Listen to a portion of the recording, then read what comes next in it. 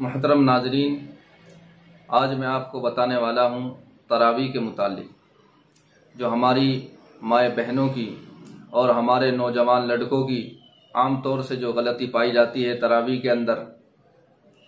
सबसे पहली बात मैं आपको बता दूं, जो हमारी माए बहनें हैं वो अक्सर देखा गया है कि तरावी पढ़ती ही नहीं, सिर्फ इशा की नमाज पढ़ी और पढ़कर सो गई।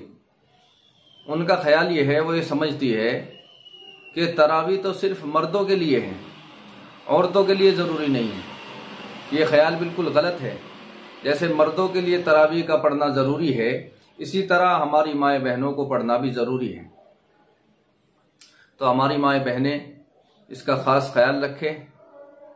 ईशा के बाद आप जो है पहले ईशा के 4 फ़र्ज़ पढ़ लें और उसके बाद में 2 सुन्नत 2 नफिल पढ़ने के बाद में आप 2-2 रकात करके आपको तरावी पढ़नी है। आपसे जो भी सूरत आती हो, जो भी सूरत आपके याद हो, आप वो सूरत उसमें पढ़े। अगर 2 सूरतें याद हैं तो बराबर वही हर 2 रकात में 2 सूरतें पढ़ते रहें, आपकी नमाज जब भी हो जाएगी। लेकिन अक्सर हर आदमी को कोशिश करनी चाहिए कि कम से कम 10 सूरतें तो याद हो। अलम तरा से लेकर वन्नास तक हर आदमी के 10 सूरतें तो याद हो, जिससे तरावी पढ़ना बिल्कुल आसान होगा। क्योंकि तरावी की 10 रकात में जो है अलम तरा से लेकर वन्नास तक पढ़ी तो 10 रकात हो गई, फिर दोबारा अलम तरा से लेकर वन्नास तक पढ़ी, फिर 10 रकात हो गई तो 20 रकातें हो गई। लेकिन अगर किसी के 10 सूरतें याद नहीं है, 2 ही याद है या 4 याद है, तो घबराने की जरूरत नहीं है। वो उन्हीं 2 सूरतों से, उन्हीं 4 सूरतों से अपनी पूरी तरावी पढ़ सकता है या पढ़ सकती है। और तरावी जो है आम तौर से इसमें भी गलत फहमी है। बहुत से आदमी इसे जो है फर्ज समझते हैं, बहुत से आदमी इसे नफिल समझते हैं। हालांकि तरावी सुन्नत है। आपको जो नियत करनी है वो सुन्नत की नियत करनी है। नियत करता हूं या नियत करती हूं 2 रकात नमाज तरावी, नियत करती हूं 2 रकात नमाज सुन्नत तरावी। वक्त इशा का मुंह मेरा काबे शरीफ तरफ को वास्ते अल्लाह तबारक व तआला के अल्लाह अकबर कह के नियत मान ली है। और जैसे आप दूसरी नमाजें पढ़ती हैं या पढ़ते हैं, इसी तरह से आपको जो है ये 2 रकातें पढ़नी है और हर 2 रकात पर आपको सलाम फेर देना है। और जब 4 रकात हो जाए तो एक दुआ होती है मशहूर, सुबहान ज़िल मुल्क वल मलकूत, सुबहान ज़िल इज़्ज़त वल अज़मत वल हैबत वल कुदरत वल किब्रियाई वल जबरूत, सुबहान अल मलिकिल हय्यिल लज़ी ला यनामु वला यमूतु, सुब्बुहुन कुद्दूसुन रब्बुना व रब्बुल मलाइकति वर रूह, अल्लाहुम्मा अजिरना मिनन नार या मुजीरु या मुजीरु या मुजीर। ये दुआ भी आप पढ़ सकती हैं, पढ़ सकते हैं। अगर किसी के ये दुआ याद नहीं है तो कोई बात नहीं, इससे तरावी में कोई फर्क नहीं आता। ऐसा नहीं है कि जिसने ये दुआ नहीं पढ़ी उसकी तरावी नहीं होगी, बल्कि उसकी भी तरावी हो जाएगी। ये हर 4 रकात के बाद पढ़ी जाती है। ये मसला तो अलग रहा। तो समझ में बात आई होगी आज की मेरी ये वीडियो देखने से कि औरतों को भी तरावी पढ़नी है और मर्दों को भी पढ़नी है।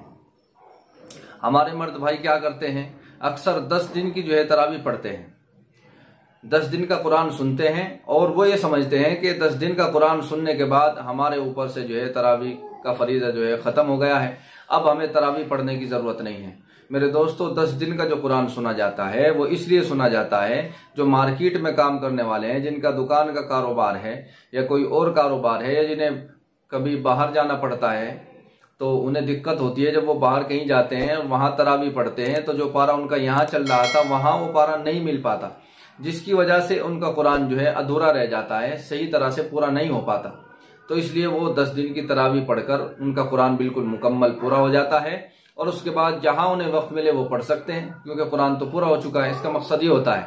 लेकिन आज के नौजवानों ने इसका मतलब ये समझ लिया है कि 10 दिन का जैसे हमने कुरान सुना तो तरावी खत्म हो गई। मेरे दोस्तों, 2 सुन्नतें हैं। एक तो पूरा कुरान सुनना तरावी में, ये सुन्नत है। एक पूरे रमजान तरावी पढ़ना, ये एक अलग सुन्नत है। और जो हमने 10 दिन तरावी पढ़कर छोड़ दी, इससे क्या हुआ कि एक सुन्नत जो कुरान करीम पूरा कुरान सुनने की जो सुन्नत थी वो तो आपकी अदा हो गई, और पूरे महीने जो तरावी पढ़नी थी आपने वो छोड़ दी। तो 10 दिन कुरान सुनने से तरावी खत्म नहीं हुई, सिर्फ कुरान शरीफ पूरा हुआ है आपका। अब आपको पूरे महीने तरावी पढ़नी है। अब जो है आप कहीं भी पढ़ सकते हैं, जहां आपको मौका मिल जाए, जिस मस्जिद में आपको मौका मिल जाए आप वहीं जो है तरावी पढ़ सकते हैं। एक दूसरी गलती जो देखने में आई है आमतौर से, कि जैसे इमाम साहब जो है नियत बांधते हैं पहली रकात की, तो जब तक इमाम रुकू में न चला जाए, जब तक मुक्तदी हजरात जो है पीछे खड़े रहते हैं, बातें करते रहते हैं या बैठे रहते हैं, वो जो है नियत नहीं बांधते। जब इमाम रुकू में जाता है उस वक्त नियत बांधते हैं। तो इससे मेरे दोस्तों क्या होता है, जो कुरान करीम सुनने का जो सवाब है वो आपको नहीं मिलता। कुरान शरीफ सुनने का सवाब आपको नियत बांधने के बाद ही मिलेगा। आप खड़े होकर बात कर रहे हैं, ये तो और गुनाह की बात है, क्योंकि कुरान शरीफ में आता है वइज़ा क़ुरिअल क़ुरआन फ़स्तमिऊ लहू व अंसितू लअल्लकुम तुरहमून, जिसका मफ़हूम है कि जब आपके सामने कुरान शरीफ पढ़ा जाए तो आप जो है चुप होकर के सुने ताकि आपके ऊपर रहम किया जाए। तो कुरान शरीफ जो है चुप होकर सुनना ये भी ज़रूरी एक अमल है। और हम बातें कर रहे हैं तो कुरान की तौहीन हो रही है कि कुरान पढ़ा जा रहा है और हम कुरान को छोड़कर किसी और तरफ ध्यान लगा रहे हैं, कान से कुछ और बातें सुन रहे हैं कुरान को छोड़कर, तो ये कुरान की बेहुरमती भी है। तो इसका आप खास ख्याल रखें। जब इमाम अल्लाहु अकबर कहे पहली रकात में, आपको उसी वक्त नियत बांध लेनी है, तो आपको मुकम्मल सवाब मिलेगा, वरना आपको मुकम्मल सवाब नहीं मिलेगा। तो इसका भी खास तौर से ख्याल रखें। इंशाअल्लाह मुझे उम्मीद है कि जो बातें मैंने आपको बतलाई है यह आपके बिल्कुल समझ में आ गई होगी। अगर कोई और मसाला आपके जहन में हो, आपके दिमाग में गर्दिश कर रहा हो, तो आप जो है हमें कमेंट कर सकते हैं, उसमें आप पूछ सकते हैं। अब ये मुबारक महीना शुरू हो गया है, तो इसमें रोज़मर्रा के जो मसाइल हैं, रोज़े तोड़ने के, रोज़े के जो है रोज़ा जो टूट जाता है या नहीं टूटता, जिन चीज़ों से टूट जाता है या मकरूह हो जाता है, इसके ऊपर क़ज़ा है, इन सब मसाइल को इंशाअल्लाह हम रोज़ाना बयान करते रहेंगे। इसके लिए आप हमारे चैनल पर अगर नए हैं तो चैनल को सब्सक्राइब करें और बेल आइकन को ज़रूर दबाएं। अस्सलामु अलैकुम व रहमतुल्लाहि व बरकातुहू।